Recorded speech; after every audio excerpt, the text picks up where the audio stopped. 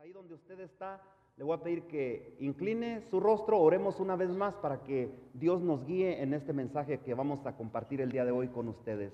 Señor Jesús, una vez más venimos delante de tu presencia, Padre, dándote gracias, dándote gloria, honra y honor por lo que tú eres con nosotros, por el privilegio que nos da, Señor, de compartir este mensaje delante de esta hermosa congregación que tú has iniciado aquí en Layton, Utah, Señor. Te damos gracias por la obra que tú estás haciendo en nuestras vidas, porque reconocemos, mi Dios, que estás obrando en nuestras vidas muchas veces, Padre. No nos damos cuenta, pero creemos que tú estás trabajando en nosotros, reconstruyéndonos esas áreas rotas que han sido quebradas, que han sido destruidas, Padre.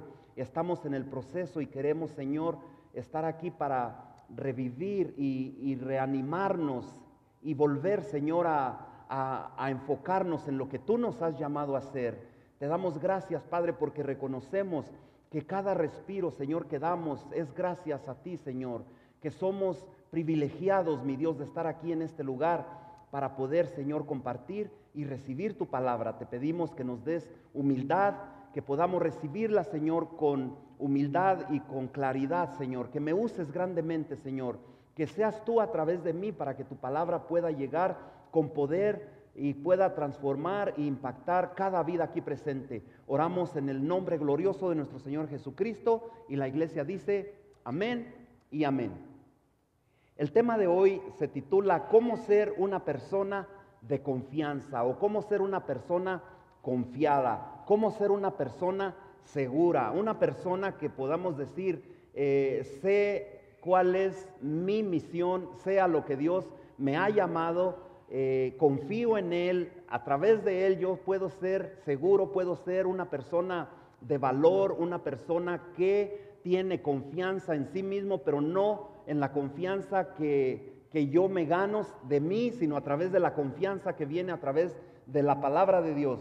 Yo quiero que tú y yo reconozcamos que toda fe que tú y yo proclamamos muchas veces que tenemos, viene no más que a través de la palabra de Dios. ¿Cuántos dicen amén? Amén. La fe, la confianza que tú y yo tenemos viene de la palabra de Dios. Son dos cosas unidas. La fe, que nosotros le decimos, Señor, aumenta mi fe, pero muchas veces no hacemos nada para que Dios la aumente, porque podemos hacer cosas como leer, orar, congregarnos, vivir en comunión con Dios, pero no lo hacemos. Entonces Dios nos da el libre albedrío para que nosotros decidamos si nos queremos quedar así en ese nivel o crecer y avanzar. No solamente una persona se requiere que sea confiada, que tenga confianza en sí mismo, pero también se requiere que cada persona, cada uno de nosotros, Dios pueda usarlo como un vaso, como un instrumento, a través de la confianza que recibimos de Él. Porque de nada sirve tener fe, tener confianza en nosotros mismos, decirlo con palabras, pero no actuar. No actuar, no hacer nada para poder decir que Dios puede obrar en mi vida. Por ejemplo, lo que estábamos diciendo, podemos decir yo soy un hombre de fe, un hombre que cree en Dios, un hombre que tiene tantos años en el Evangelio, pero cuando hay estas oportunidades de mostrar el amor de Dios a otros, no hacemos nada. Nos quedamos sentados, nos quedamos viendo la necesidad, nos quedamos viendo personas que nos necesitan de alguna manera, no solamente en el área espiritual, pero también en el área económica, en el área material. Muchas veces no cuesta nada ayudar a alguien a través de nuestras habilidades, de nuestros talentos o capacidades. Podemos ser de bendición para otras personas, pero para eso hay que poner la fe a trabajar, ¿sí o no? Hay que encender el motor. Usted no puede tener un auto nuevo y echarlo a andar si no le da vuelta al switch.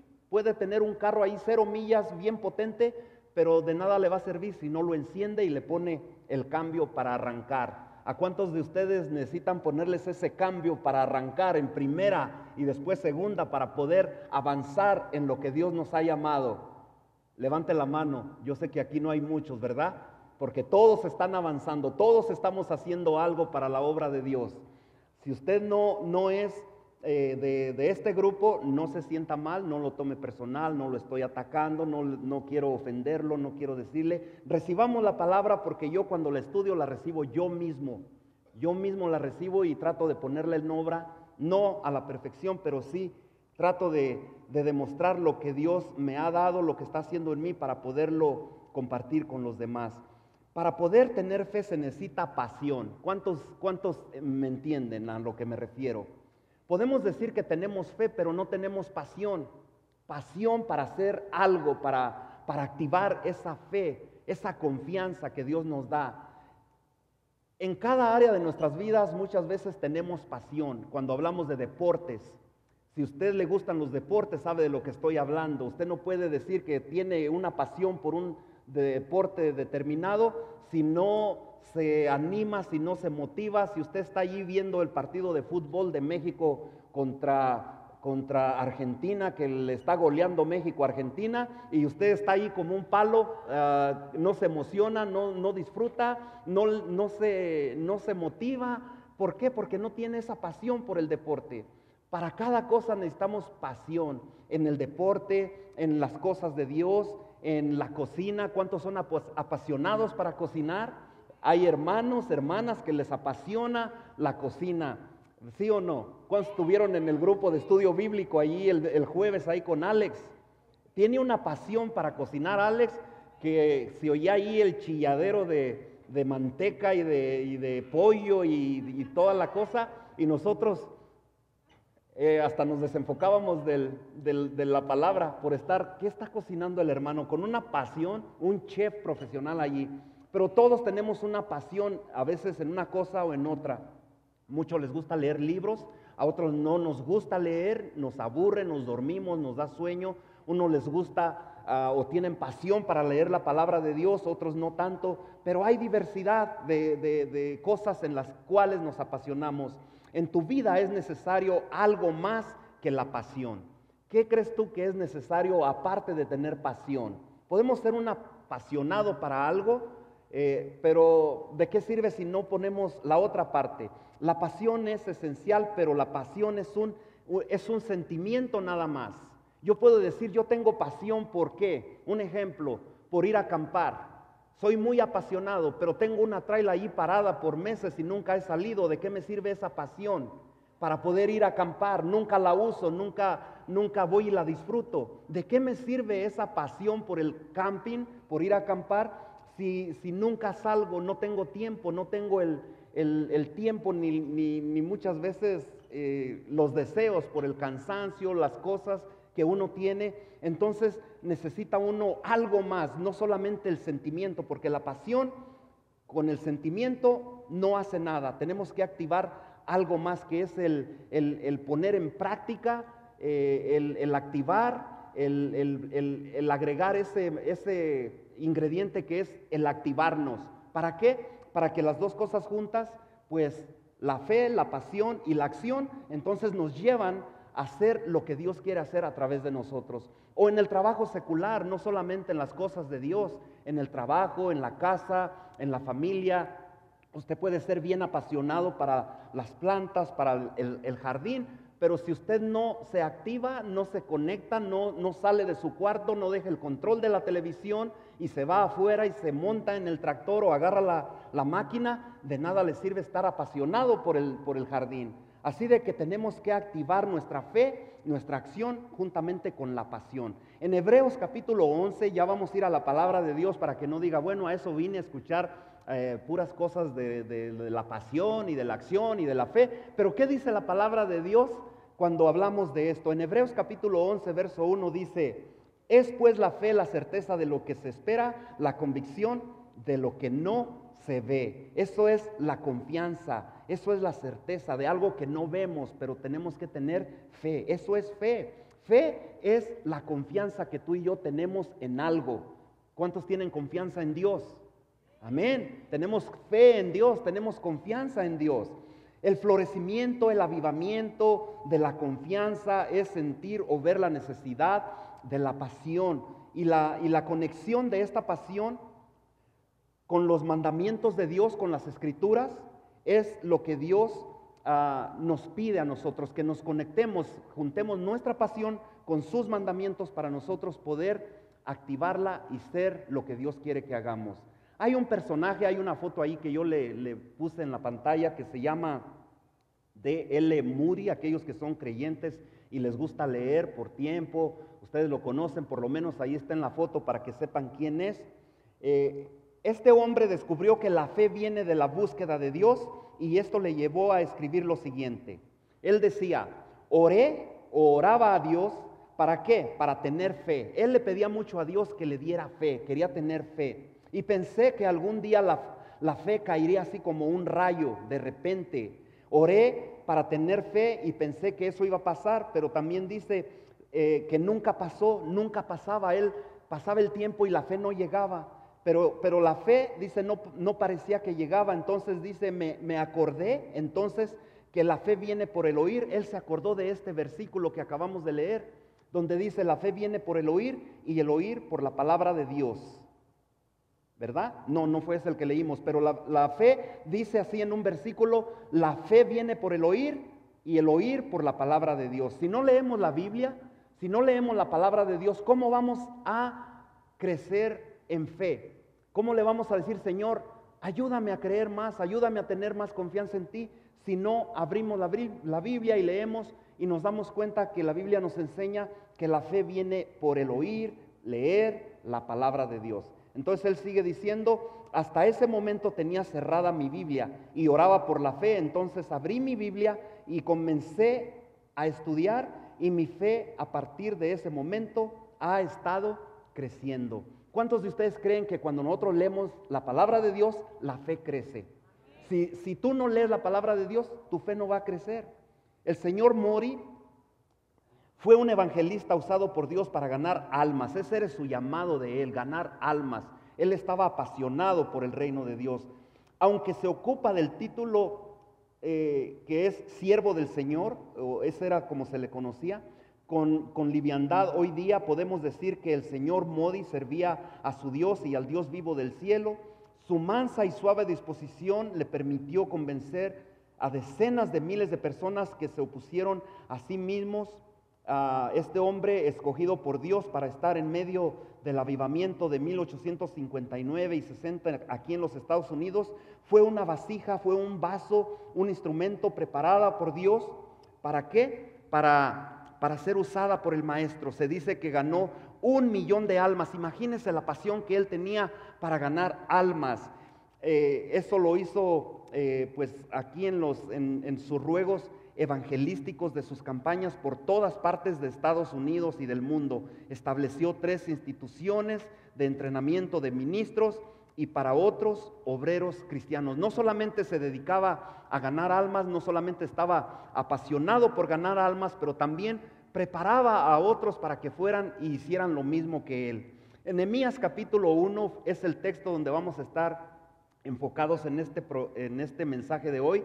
Dice en el versículo 1 de Nehemías capítulo 1, palabras de Nehemías, hijo de Acalías, aconteció en el mes de Quisleo, en el año 20, estando yo en Susa, no en Azusa, California, pero en Susa, capital del reino, que vino Ananí, uno de mis hermanos, con algunos varones de Judá, y les pregunté por los judíos que habían escapado, que habían quedado de la cautividad y por Jerusalén. En el verso 3 dice, y me dijeron, el remanente, los que quedaron de la cautividad allí en la provincia están en gran mal y afrenta. O sea que estaban en malas condiciones. Y el muro de Jerusalén derribado y sus puertas quemadas a fuego. ¿Cuántos de nosotros muchas veces escuchamos noticias de nuestros países? Que por el narcotráfico, que por la violencia, que por la autoridad del gobierno, los países sufren violencia, sufren calamidades, hambres, crimen, asesinatos, y eso nos contrista a nosotros, nos hace sentir mal, ¿sí o no?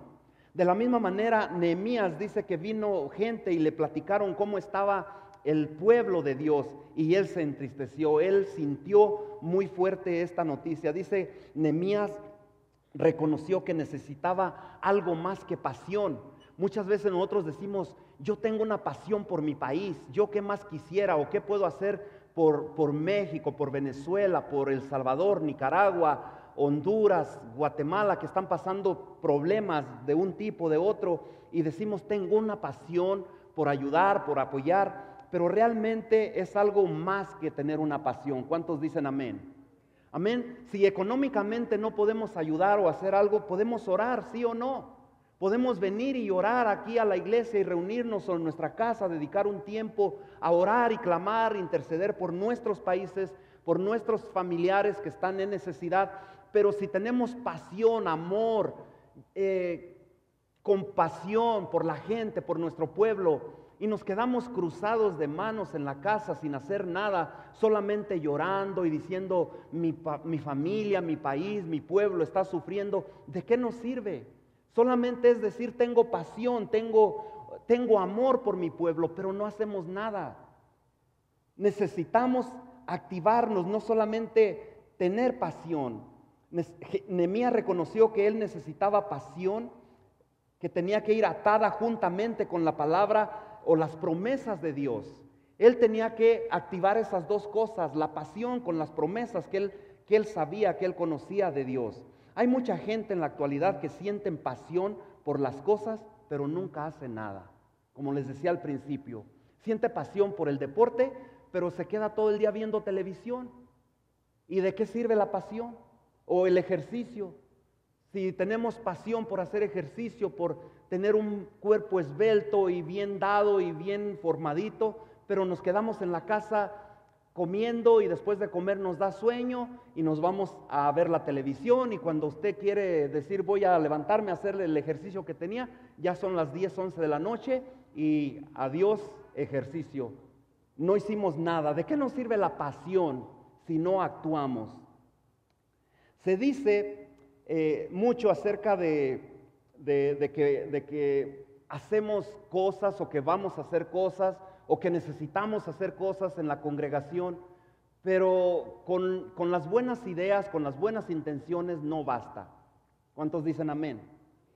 Amén. Tenemos que activarnos, tenemos que hacer algo, tenemos que levantarnos.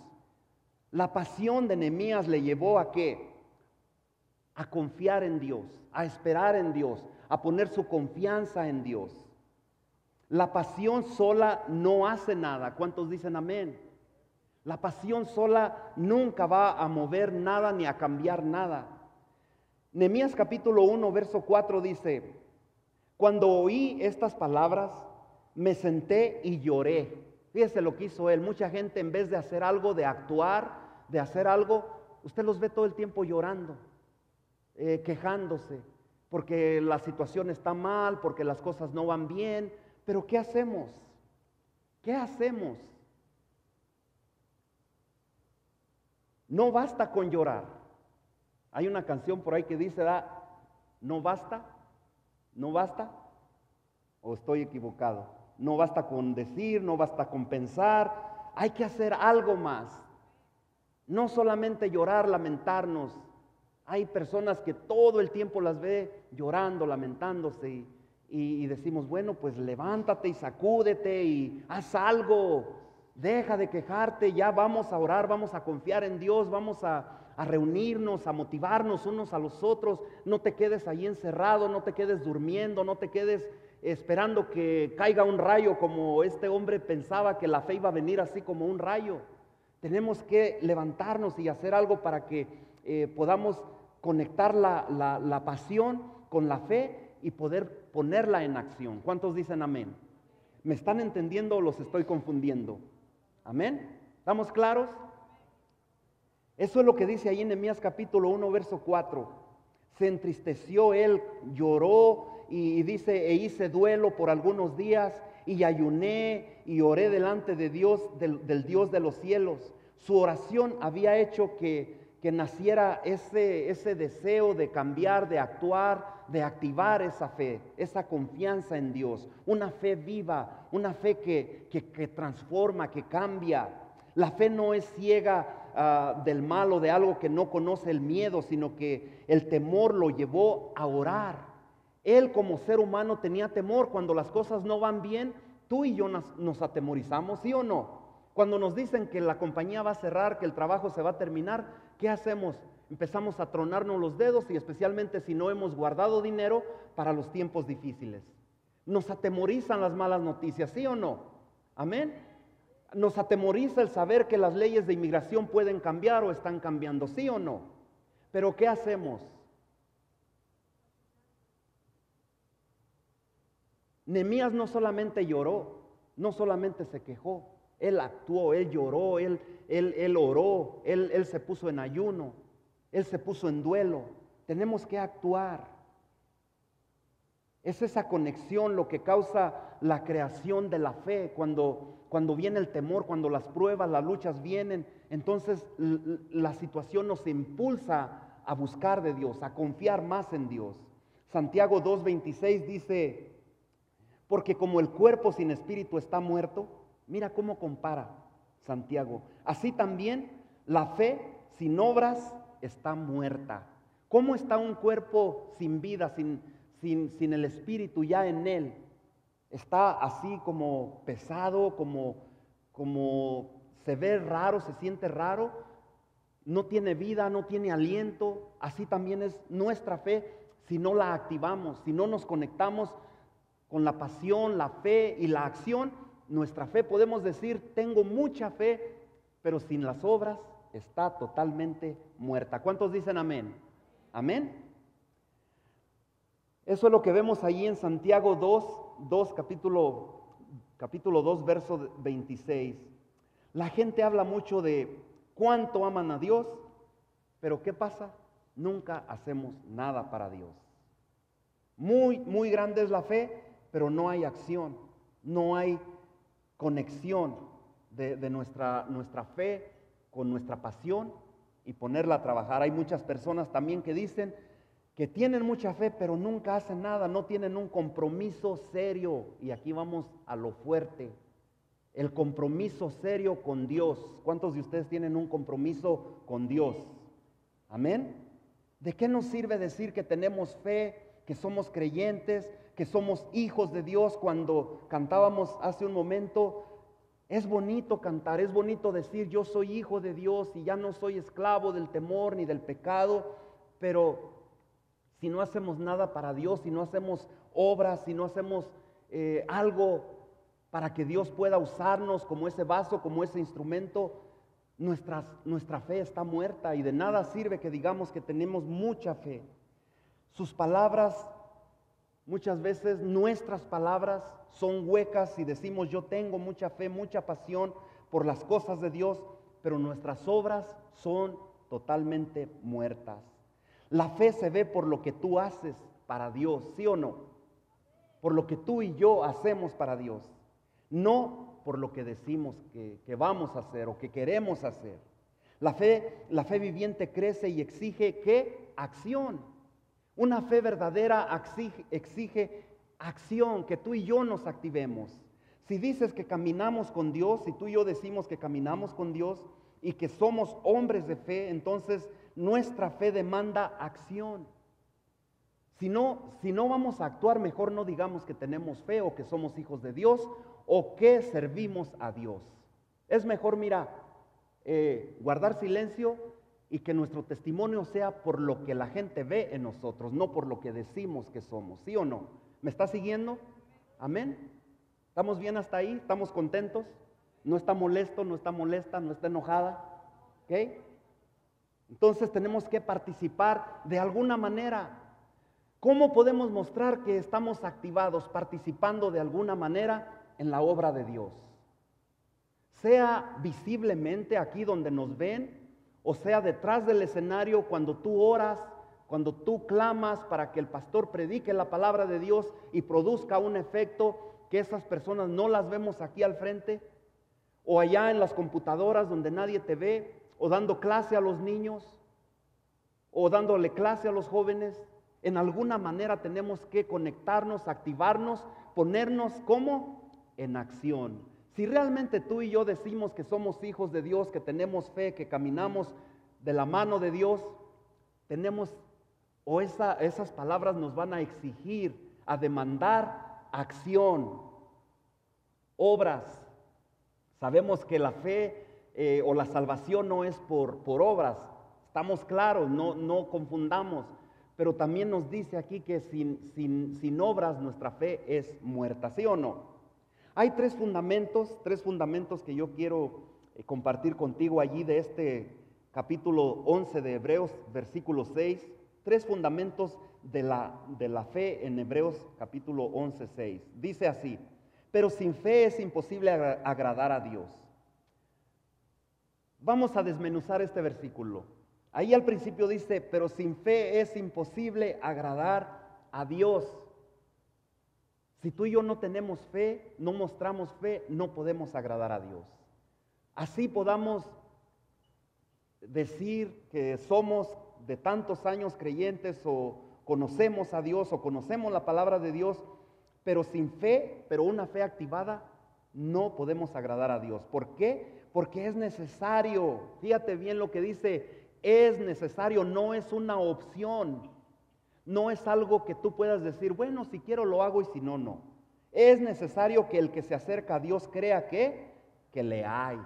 Porque si tú dices que crees en Dios y no crees que existe, ¿de qué sirve? Tenemos que creer que hay, que existe. ¿Y qué más? Y que es galardonador de los que le buscan. Que Él nos premia, que Él nos recompensa cuando tú y yo lo buscamos a Él. Ese es al Dios al que tú y yo servimos. Número 1, tres fundamentos de la fe en Hebreos. No puedes agradar a Dios si no tienes fe. Ahí el espacio es puedes, no puedes.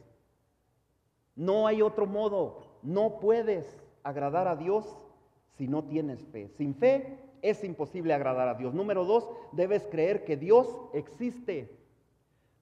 Allí dice, porque es necesario que el que se acerca a Dios crea que le hay, crea que Dios existe, crea que Dios nos está viendo, que Dios tiene cuidado de nosotros, que Dios nos cuida, nos protege, pero para eso tenemos que creer que Él existe. Y número 3, debes creer que Dios te recompensará, porque ahí no lo dice, es promesa de Dios, dice, y que es galardonador. ¿Qué es galardonador? Es dador, como diciendo el que nos recompensa, el que nos premia. Es galardonador. ¿De qué? De los que le buscan sinceramente. Sinceramente quiere decir no solamente de palabra o de pensamiento, pero de acción, de obras. Una nota muy importante que no estaba allí, pero la pusimos ahí en la pantalla, dice que la fe verdadera es la confianza que requiere acción. Una fe verdadera es la que requiere y la que te lleva a actuar. ¿Qué pasa si no tengo confianza? Si no tenemos fe. Si nuestra fe o confianza está basada o fundada sobre la arena, sobre donde no hay una base fuerte, firme. Viene el miedo, viene el temor, viene la parálisis, el estancamiento y nada más. Aparte de esto, no es más que pura emoción o puras buenas intenciones. Si decimos que tenemos fe y tenemos temor porque la causa de poner en obra nuestra fe, de activar esa fe y esa pasión, produce temor. Entonces, solamente podemos decir que tenemos buenas intenciones, pero las buenas intenciones de nada nos sirven. ¿Cuántos me están entendiendo?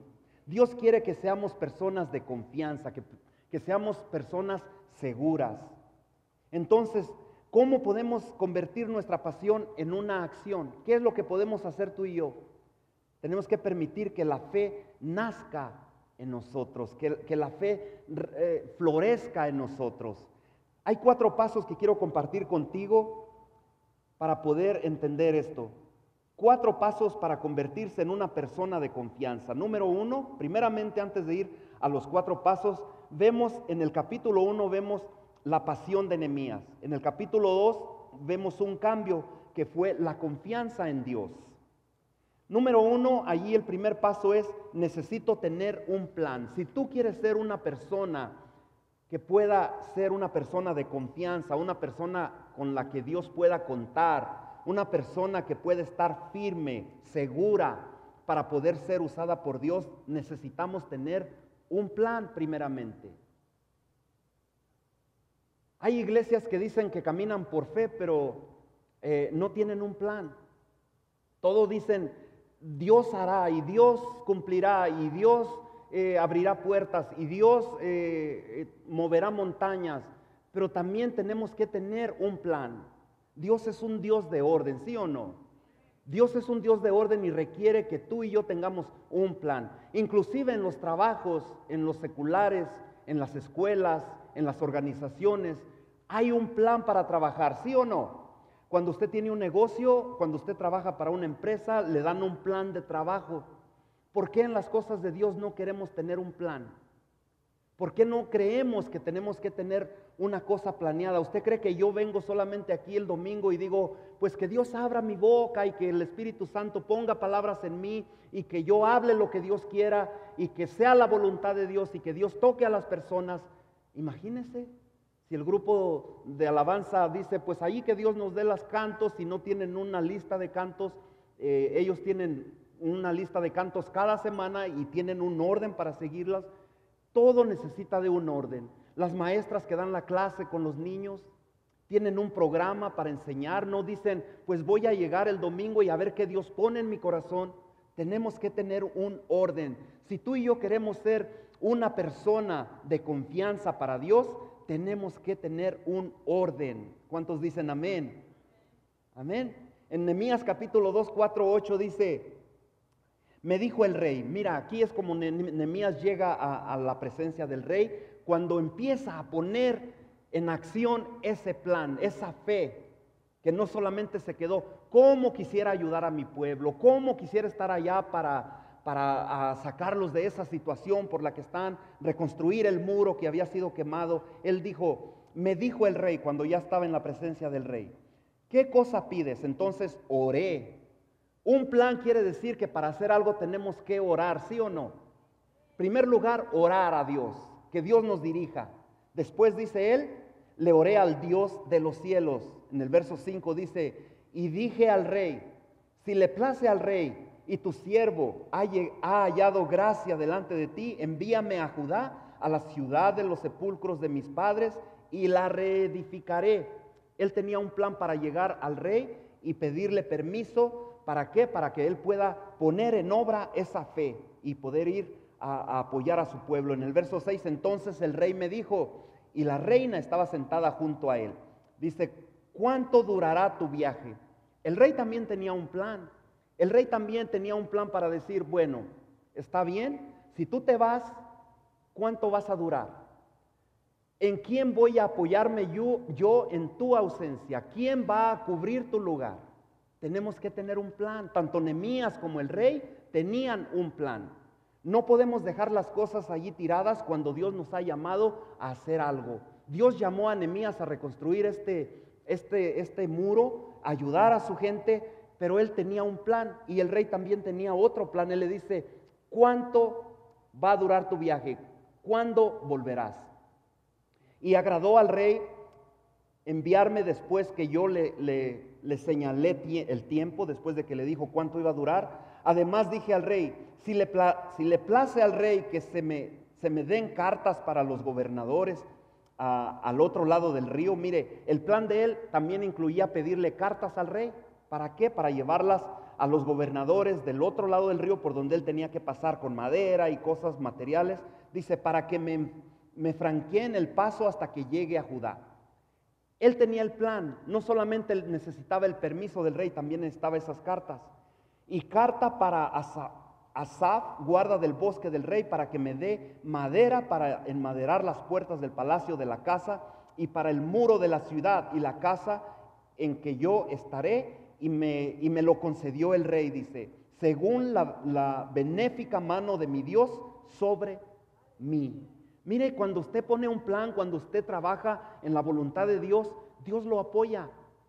Pero cuando usted camina en su propio caminar, en sus pensamientos, en sus planes, sin tomar a Dios en cuenta, no hay bendición.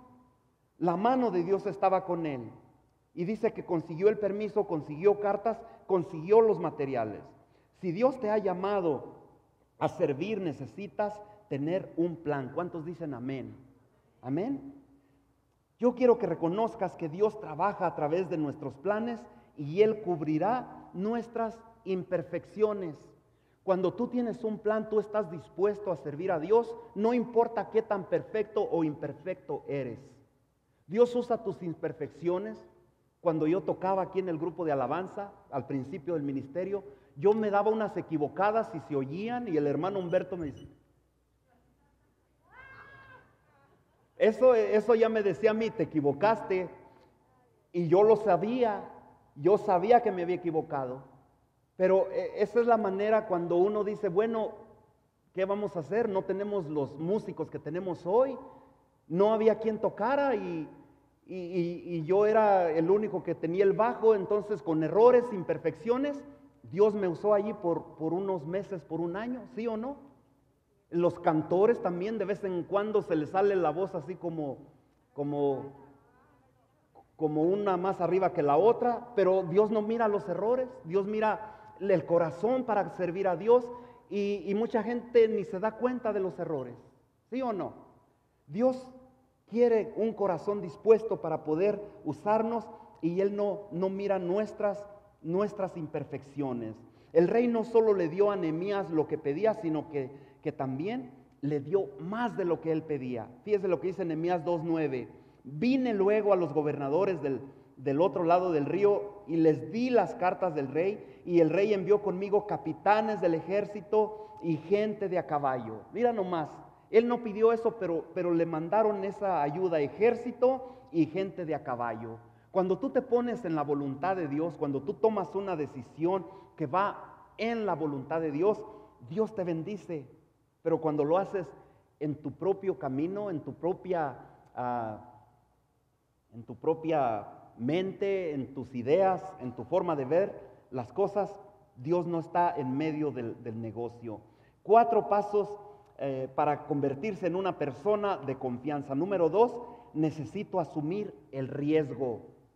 ¿Cuántos de ustedes reconocen que en cada paso que tomamos, en cada decisión que tú y yo tomamos, sea cualquiera que sea, se corren riesgos? ¿Sí o no? Vas a emprender un negocio, vas a abrir un negocio, vas a dedicarte a trabajar ya no para una empresa, pero para ti mismo. Hay un riesgo, tienes que tener un dinerito ahí guardado para invertir, para comprar material, y tienes que confiar o estar seguro o saber, conocer que no van a haber ingresos en los primeros meses y posiblemente en los primeros años. Se corre un riesgo. Se corre el riesgo de que pierdas, que te vas a bancarrota, que perdiste tu inversión. Se corre el riesgo de que el negocio no va a pegar en el lugar, en el área donde lo abriste o lo iniciaste. Pero si nunca das el paso, ¿cómo vas a saber si te va a ir bien o te va a ir mal? Hay riesgos, pero tenemos que caminar en fe, y fue lo que Nehemías hizo. Él caminó en fe, él asumió los riesgos. ¿Cuáles fueron los riesgos que él asumió? En Nehemías 2:4-8 dice, me dijo el rey, ¿qué cosa pides? Entonces oré al Dios de los cielos. Perdón, ya me iba a regresar. Necesito asumir el riesgo. Nehemías 2:1-3 dice, sucedió en el mes de Nisan, en el año 20 del rey Artajerjes, que estando ya él vino delante de él, tomé el vino y lo serví al rey, y como yo no había estado antes triste en su presencia, me dijo el rey, yo no sé si usted conoce un poco de la historia o la cultura, que el rey tenía la capacidad, la autoridad, de que si uno de los servidores venían delante de él con una cara así apachurrada o desabrida o amargada, el rey tenía la autoridad o la decisión de ejecutarlo. Solamente porque una persona venía, un siervo, con la cara toda amargada.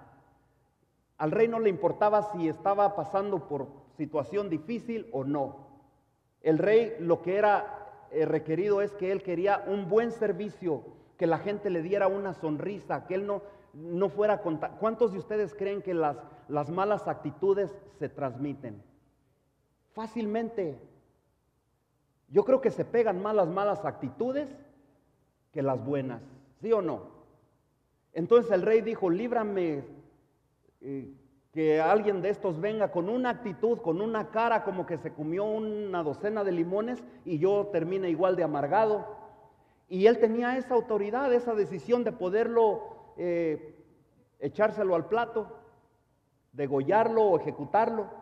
Dice, y me dijo el rey, ese era el riesgo que él tomaba, de ir de la presencia a la presencia del rey, todo triste porque su pueblo estaba en opresión, estaba pasando hambre, le habían destruido la ciudad. Le dice, me dijo el rey, ¿por qué estás triste? ¿Por qué está triste tu rostro? Pues no estás enfermo. Que yo sepa, tú no estás enfermo. ¿Por qué estás así? ¿No le ha tocado muchas veces ver personas que están así? Y dice, bueno, ayer te miré por allá en el parque nadando, disfrutando, y ahora vienes aquí con una cara toda apachurrada. Pues ¿qué pasó? Que yo sepa, no estás enfermo. Y eso fue lo que le dijo el rey.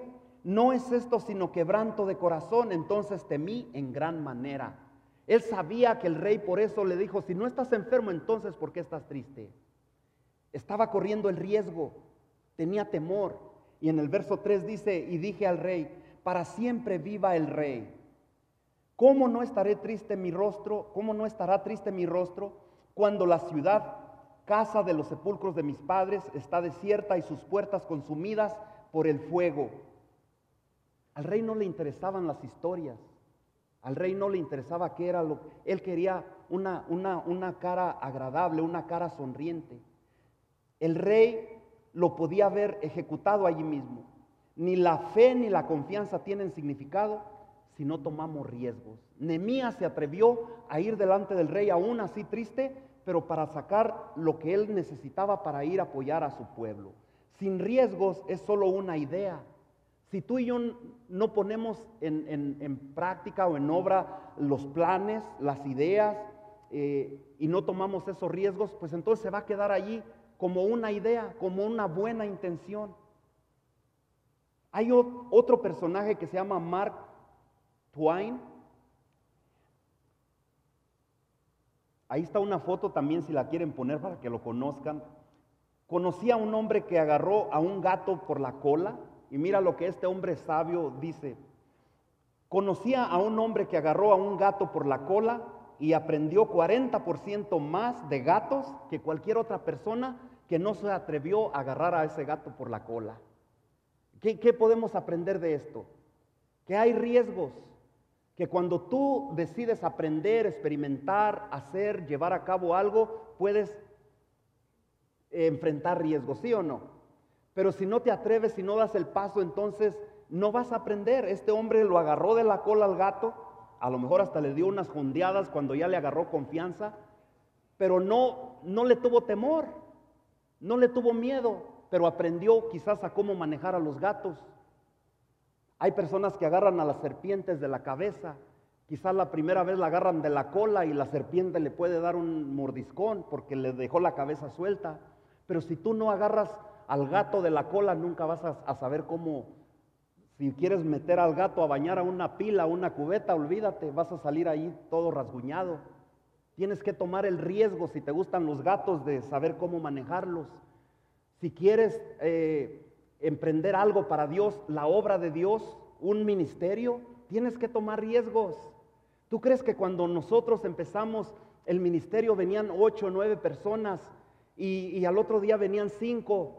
Y un día mi sobrino me dice, tío, así vamos a empezar. Él era el líder de alabanza.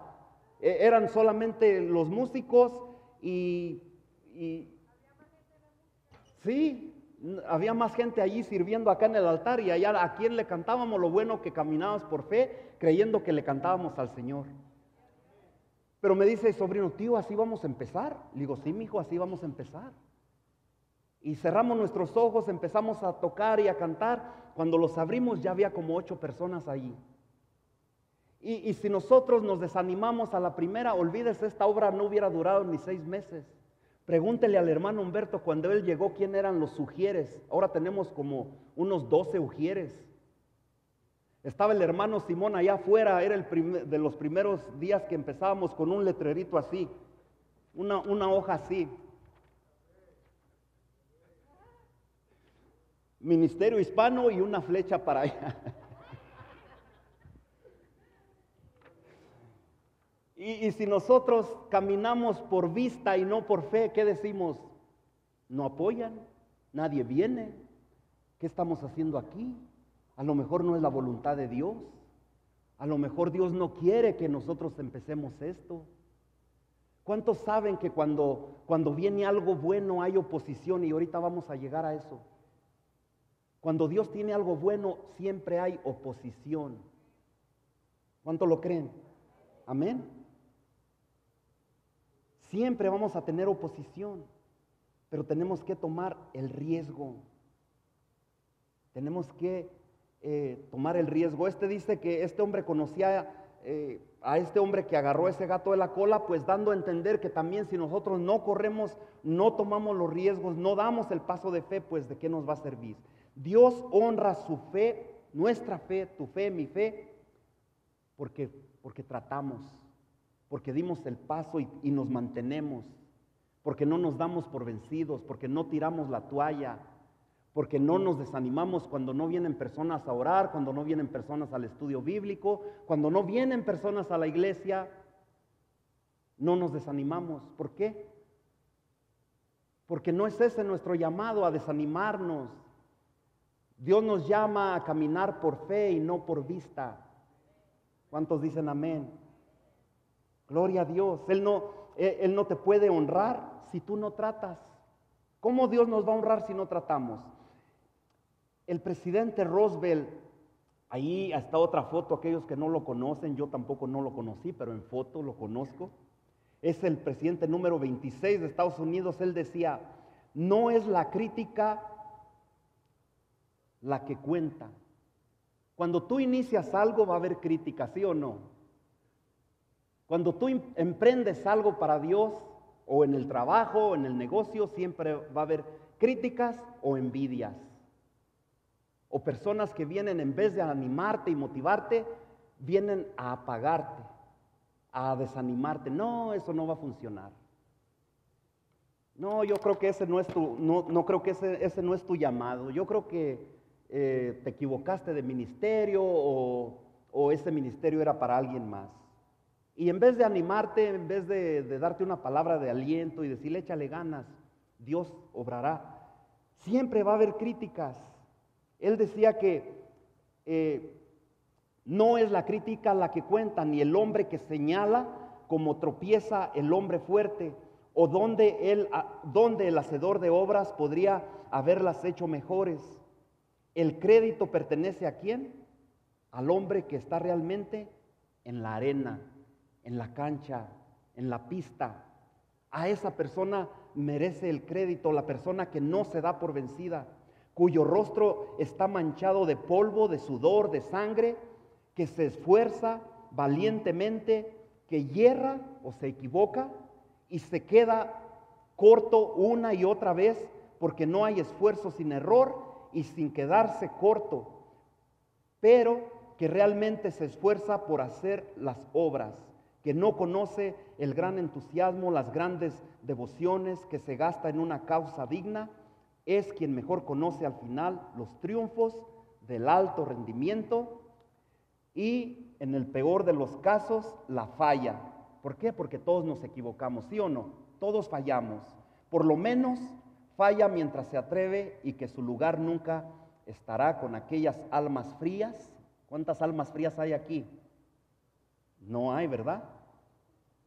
Frías y tímidas que no conocen ni de victorias ni de derrotas. ¿Por qué? Porque no dan el paso. Ni saben si van a ganar, a ser victoriosos, ni saben si van a ser derrotados. ¿Por qué? Porque no trataron, porque no pusieron manos a la obra, porque nunca se activaron. Eso es lo que nosotros debemos hacer.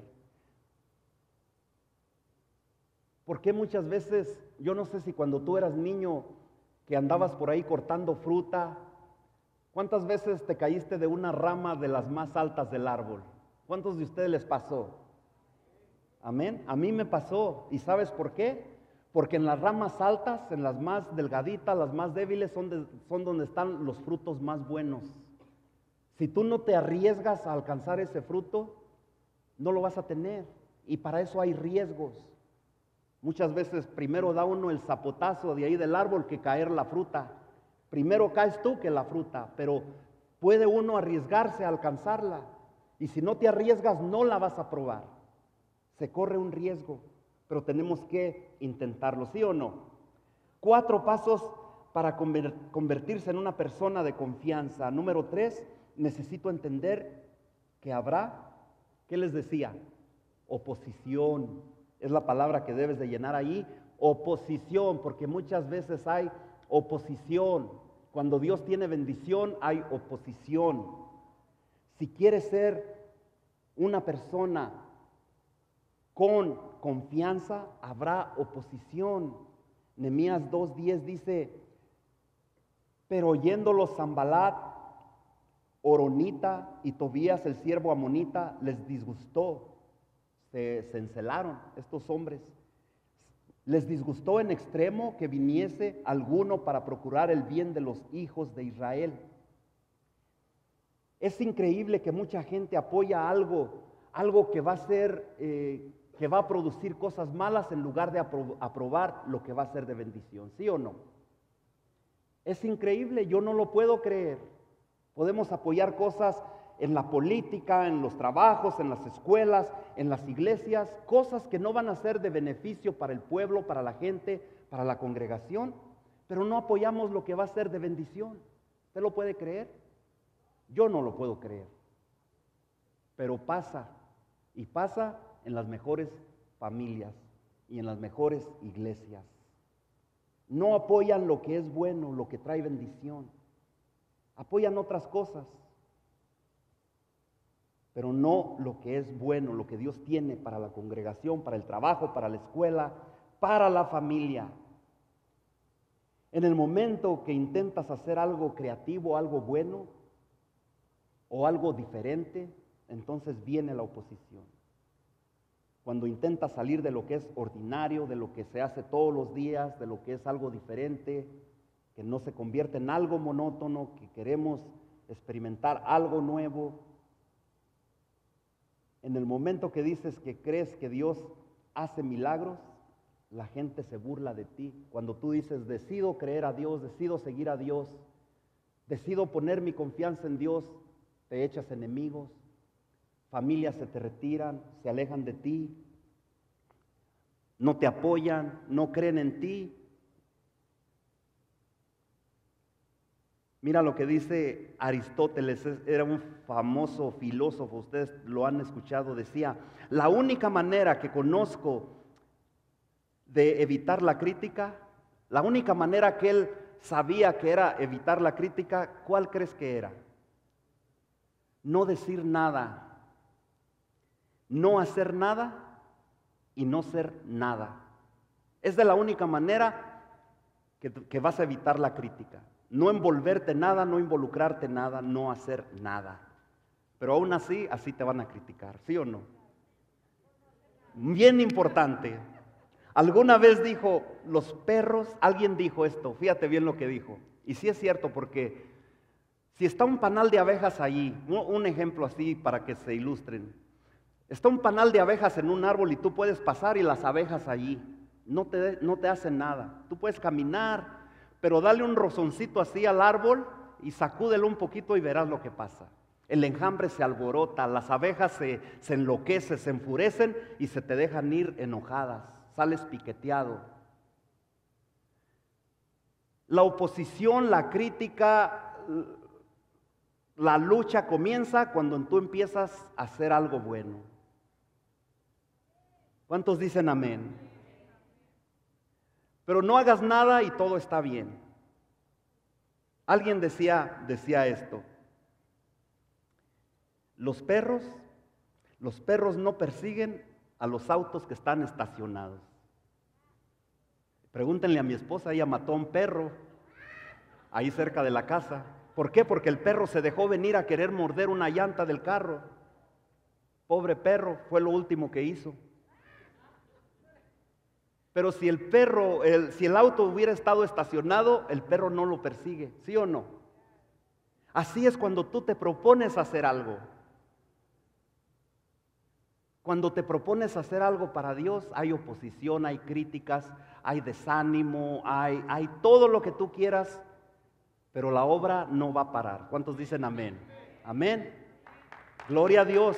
Dele un aplauso al Señor, porque esta obra no va a parar.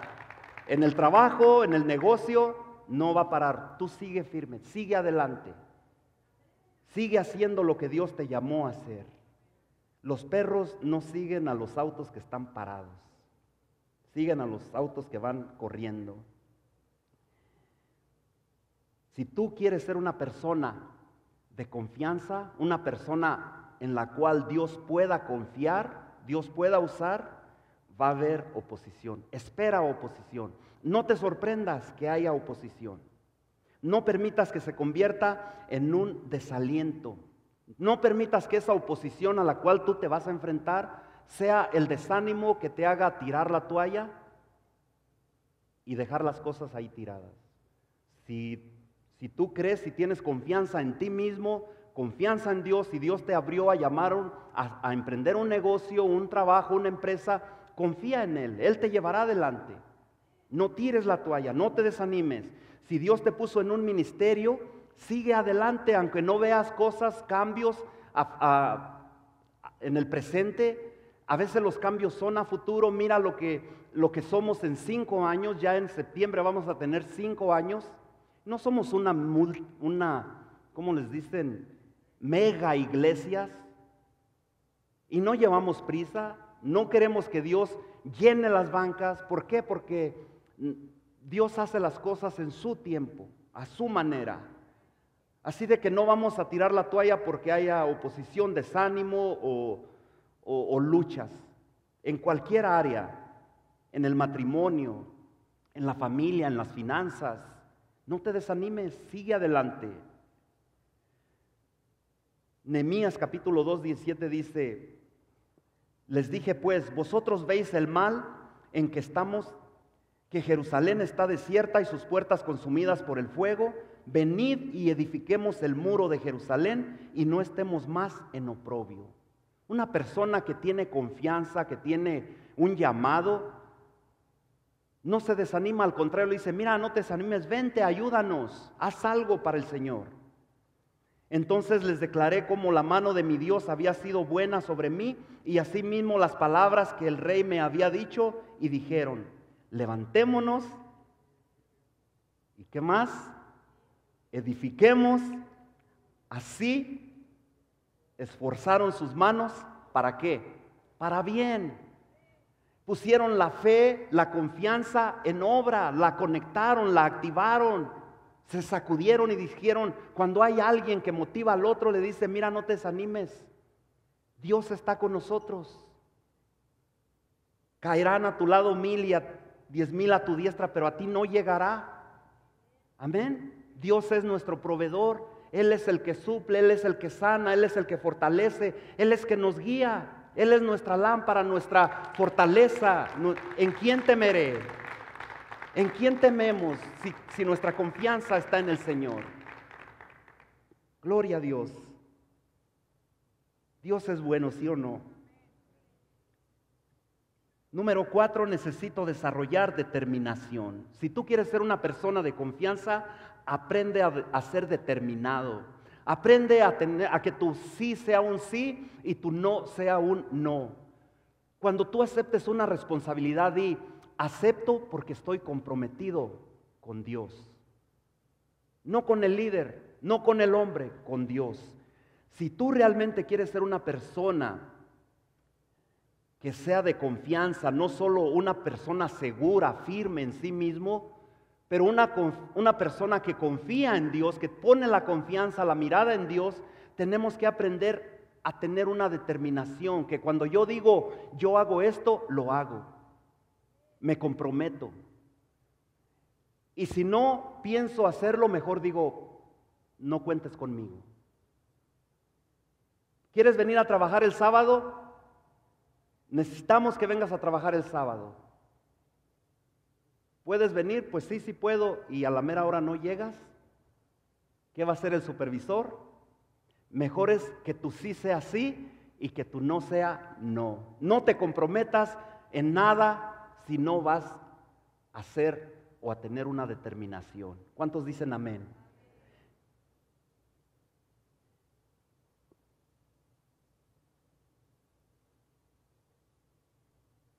Nehemías 2:17 dice: les dije, pues vosotros veis el mal en que estamos, que Jerusalén está desierta. Ya lo leímos. Entonces les declaré cómo la mano de mi Dios había sido buena, y al final dice: así esforzaron sus manos para bien. Cuando hay ese sentir, hay unidad, hay armonía, hay apoyo. Ahí en tus notas, la perseverancia siempre permanecerá por encima de ¿qué? De la persecución, por encima de la oposición, por encima del desánimo, por encima de la falta de compromiso. Ser derrotado es a menudo una condición temporal. Muchas veces fallamos o no nos funcionan las cosas como nosotros quisiéramos, pero eso es algo temporal. Eso no es permanente. Renunciar a seguir insistiendo, a seguir tratando, eso es lo que lo hace permanente, tu derrota. ¿Cuántos quieren ser una persona derrotada por los siglos y los siglos? Nadie. Entonces no tires la toalla, no te des por vencido. Para terminar, yo te voy a pedir que te pongas de pie. Mientras el grupo de alabanza pasa, hay tres principios de una determinación poderosa. 3 principios. Número 1, la permanencia. Es un compromiso absoluto. Es un sí, sí y no, no. Número 2, la creencia es una fe fuerte. Si tú crees en Dios, eso es algo fuerte, no es algo de decir, yo creo que mañana va a llover, yo creo que mi confianza está en el weather, en el tiempo, en el calor. El creer en Dios es algo serio, es algo fuerte. El poner nuestra confianza en Dios y que Dios también pueda confiar en mí es algo serio. No es algo que debemos de tomar a la ligera. El propósito número 3, junto con la permanencia, con la creencia, son metas claras que tú y yo debemos de tener. ¿A dónde quieres llegar? ¿Qué quieres hacer? ¿A qué Dios te ha llamado a hacer? ¿Todavía no tienes definido qué es tu propósito aquí en este mundo? Órale a Dios, pídele a Dios dirección. Dile, Señor, ayúdame a entender cuál es mi llamado, cuál es esa obra, ese ministerio a lo que tú me has llamado, pero no te des por vencido.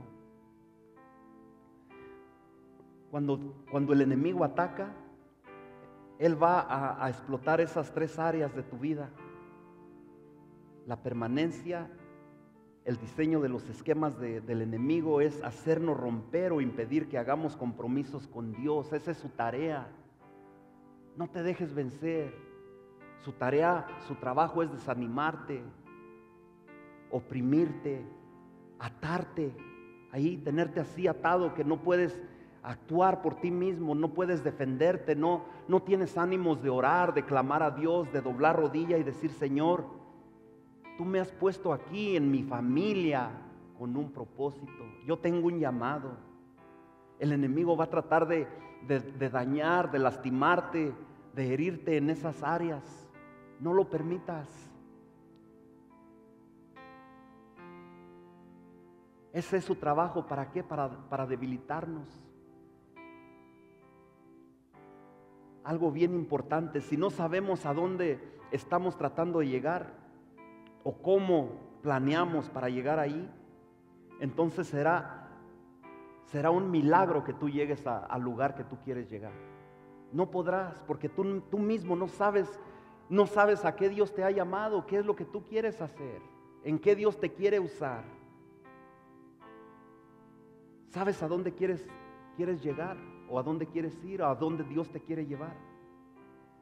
Para terminar, cuando Dios tiene una tarea que Él quiere hacer en ti, Él da la fe y el compromiso. Si tú no te sientes comprometido es porque Dios no te ha llamado. ¿Tú crees que la madre de Calcuta, cuando llegó a esos lugares donde era difícil vivir con personas enfermas que se podía contagiar, si ella no hubiera tenido el llamado que Dios le dio de ir a ese lugar, el primer día se hubiera regresado?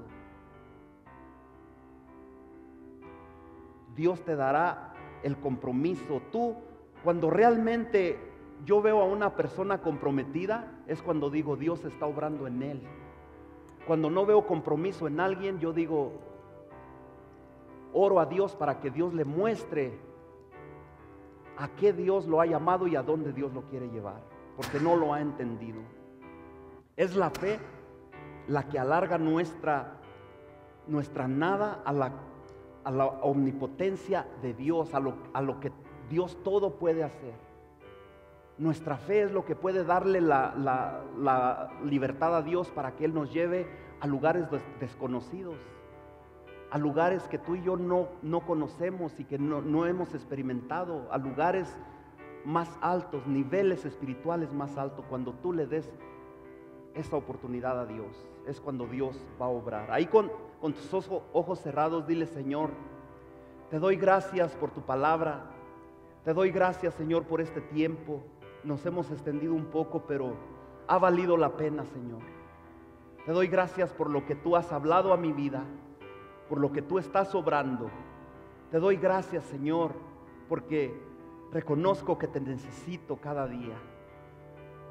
Que cuando viene el desánimo, cuando viene la impotencia, cuando viene el cansancio, cuando viene la falta de dirección, donde me siento que no sé a dónde tú quieres llevarnos, te necesito, Señor, como padre de familia, como esposo, como hijo, como trabajador, como voluntario en la iglesia, como servidor tuyo. Ayúdame a entender tu propósito, ayúdame a comprometerme contigo, ayúdame a entender ese llamado, ayúdame a ser una persona de confianza, una persona que no solamente yo pueda confiar en mí o estar seguro en mí, pero que las personas que están a mi alrededor, mi familia, mis hijos, mi esposa, mi esposo puedan confiar en mí. Ayúdame, Señor, te necesito. Ayúdame a ser comprometido en mi iglesia, en el ministerio que tú me has dado. El compromiso, Señor, lo tengo contigo. Ayúdame. Ayúdame cuando hay desánimo. En el nombre de Cristo Jesús. En el nombre de Cristo Jesús. Amén y amén.